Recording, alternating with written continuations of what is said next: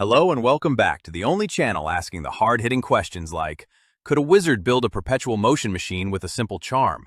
Apparently, 72% of you think the answer is a resounding yes, which brings me to the topic of today's video. I'm going to be looking at some of the most iconic artifacts in the Harry Potter universe and give them a ranking from 1, which is basically a neat magical gadget, to 5, something that has the potential to completely shatter the established rules of the wizarding world. Oh, well done. So here's the criteria. 1. A neat magical gadget. 2. Mildly game-changing. 3. Society-altering items that make you wonder why isn't everyone using this. 4. Reality-bending risk. This should be causing really substantial problems, but it's not for some reason. And lastly, 5, which is basically apocalypse, end of civilization stuff, and the artifacts that should probably be causing it.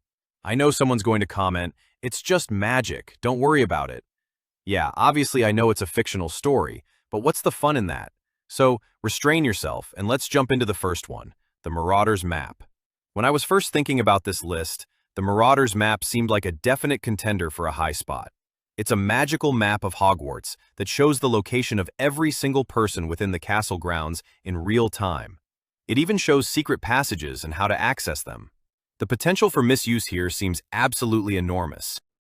Think about it from a student's perspective. You have a tool that lets you track teachers, avoid filch, and sneak around the castle with almost no chance of getting caught.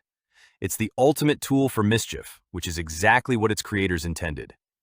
But the implications go far beyond simple schoolboy pranks.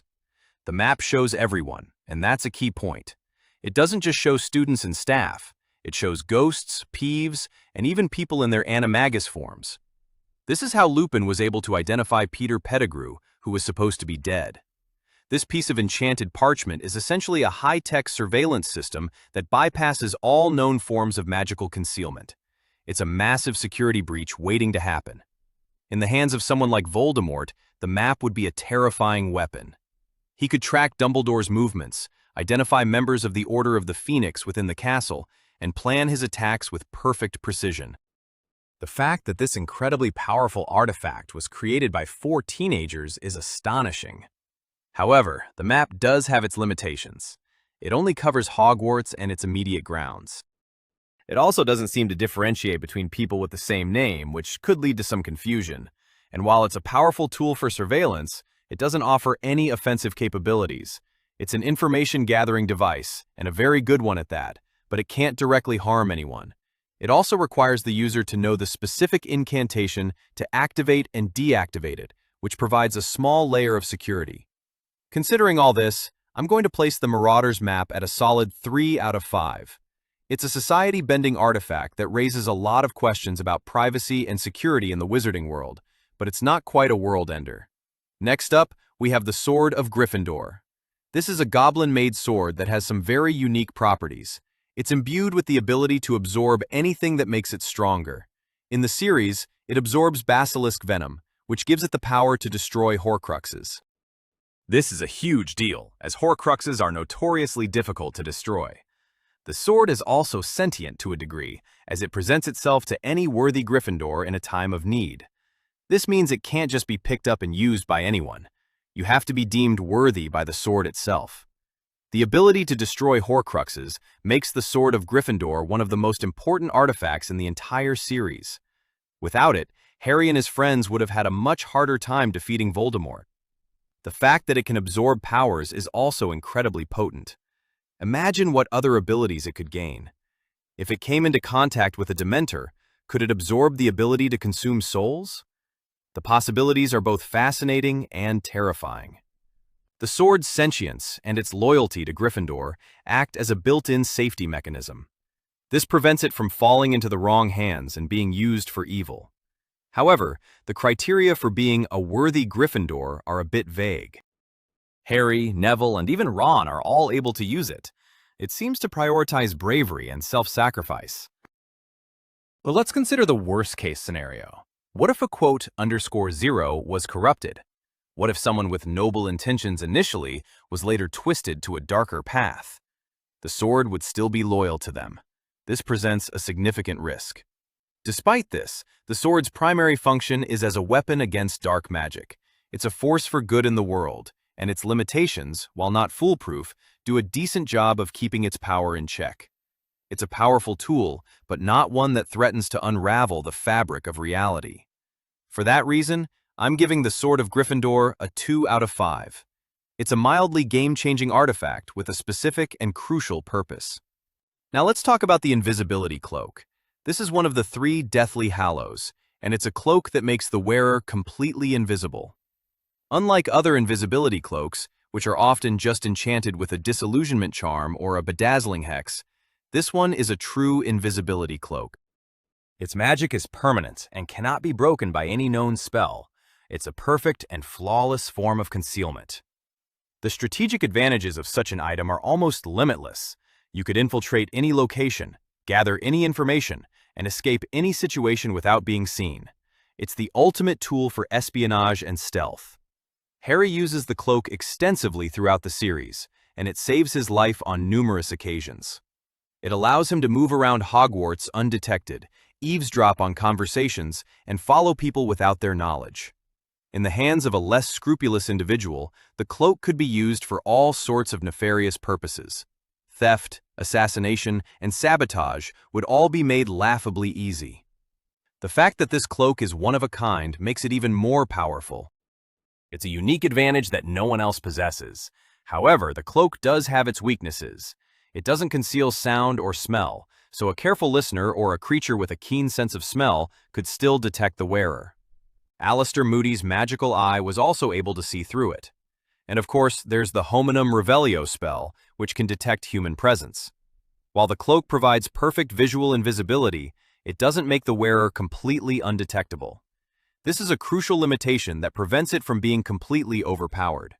It's an incredibly useful tool, but it's not an instant win button. There are ways to counter it, even if they are not common knowledge. The cloak represents a significant imbalance of power, but it's not something that could topple governments or end the world on its own. I'm placing the Invisibility Cloak at a 4 out of 5. It's a reality-bending artifact that should cause more problems than it does, but its few weaknesses keep it from reaching the top tier. Let's move on to the Resurrection Stone. This is the second of the Deathly Hallows, a stone that can bring back echoes of the dead. It doesn't bring people back to life in the true sense. Instead, it creates a shade or a memory of the deceased person that can interact with the living. The emotional and psychological power of such an artifact is immense. Imagine being able to speak to your lost loved ones one last time. It's a deeply tempting and dangerous power. The story of the Peverell brothers warns of the dangers of using the stone. The second brother used it to bring back the woman he loved, but she was sad and cold, separated from him by the veil of death. He was driven mad by his grief and eventually took his own life to join her. This cautionary tale highlights the core problem with the stone. It offers a glimpse of what is lost, but it can never truly restore it. This can lead to obsession, despair, and madness. It preys on the deepest human desires and vulnerabilities. In the hands of someone who is unable to let go of the past, the stone could be a tool of self-destruction. But what about its potential for broader harm?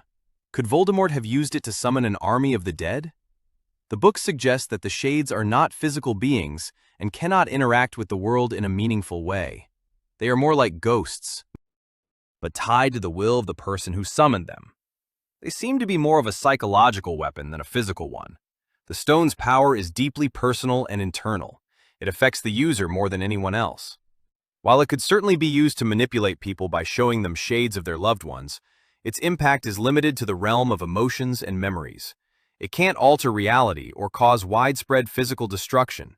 It's a dangerous and tragic artifact, but its danger is of a more intimate and personal nature. It's a tool for emotional torture, not for world domination. For these reasons, I'm giving the Resurrection Stone a 2 out of 5. It's a mildly game-changing artifact with a very specific and limited application of its power. Now for the big one, the Elder Wand. The third and final Deathly Hallow, the most powerful wand ever created. It's a wand that is said to be unbeatable in a duel. Its allegiance can only be won by defeating its previous owner. This creates a bloody and violent history, as wizards have fought and killed for centuries to possess it. The sheer power of the Elder Wand is staggering. It can perform feats of magic that are impossible for any other wand. Dumbledore used it to great effect, and in Voldemort's hands, it was a weapon of mass destruction.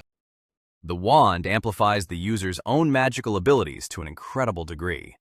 The concept of an unbeatable wand is fundamentally game-breaking. It introduces a level of power that is simply not balanced with the rest of the magical world. Whoever possesses the Elder Wand has an almost insurmountable advantage in any magical confrontation. The only way to defeat the owner of the Elder Wand is to become its master, which usually involves violence. This creates a perpetual cycle of conflict and bloodshed. The wand itself seems to have a will of its own, drawn to power and ambition. It's not a neutral tool. It's an artifact that actively encourages and rewards violence. The potential for a single individual to wield such power is a threat to the entire wizarding world. A dark wizard with the Elder Wand could be virtually unstoppable. However, the wand's allegiance is a complex and subtle thing. It's not just about physical defeat. Harry becomes the master of the Elder Wand not by killing Dumbledore, but by disarming Draco Malfoy, who had previously disarmed Dumbledore. This introduces a loophole that prevents the wand from being a simple tool of brute force. Its loyalty can be won through non-lethal means. This is a crucial detail that keeps the wand from being a completely destructive force. It's still incredibly dangerous, but it's not a guaranteed path to tyranny. The wand's power is immense, but it's also tied to the complex rules of wand lore. This makes it a fascinating and deeply flawed artifact. I'm giving the Elder Wand a 5 out of 5. It's an apocalypse-level item that has the potential to unravel society, and frankly, it's a miracle it hasn't already. Finally, we come to the Time Turner. This is an artifact that allows for limited time travel. Hermione uses one in her 3rd year to attend all her classes. The Ministry of Magic has a whole stock of them, although they are later destroyed. The ability to travel through time is, without a doubt, one of the most reality-breaking concepts in fiction. The potential for paradoxes, altered timelines, and unforeseen consequences is enormous. Even a small change in the past could have a ripple effect that completely changes the present. The wizarding world seems to have a very casual attitude towards time travel, which is deeply concerning. The time turners in the books seem to operate on a closed-loop model. Anything that happens in the past has already happened. Harry and Hermione don't change the past. They simply fulfill their role in a predetermined sequence of events. This neatly avoids the problem of paradoxes, but it also raises a lot of questions. If the timeline is fixed, then what's the point of time travel? It seems to be more of a tool for observation than for intervention. However, the play, _0, introduces a different type of time turner that allows for actual changes to the timeline, with disastrous results. This shows just how dangerous time travel can be when the rules are not so rigid.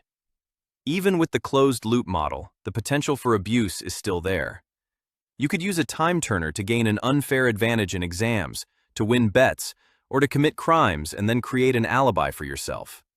The fact that these devices are available to teenage students, even a responsible one like Hermione, is a huge oversight by the Ministry of Magic. The potential for a single time turner to fall into the wrong hands is a catastrophic risk. A dark wizard could use it to go back and prevent their enemies from ever being born. The very fabric of history would be at their mercy.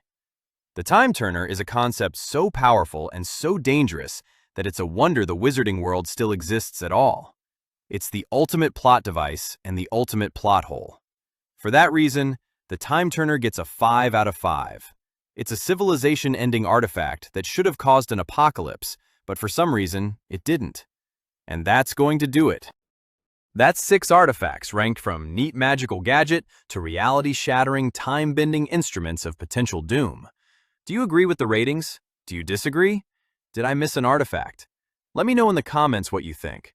If you like this video, you'll probably like this one that is all about the biggest plot holes in the Harry Potter universe, because boy howdy, there are a lot of them.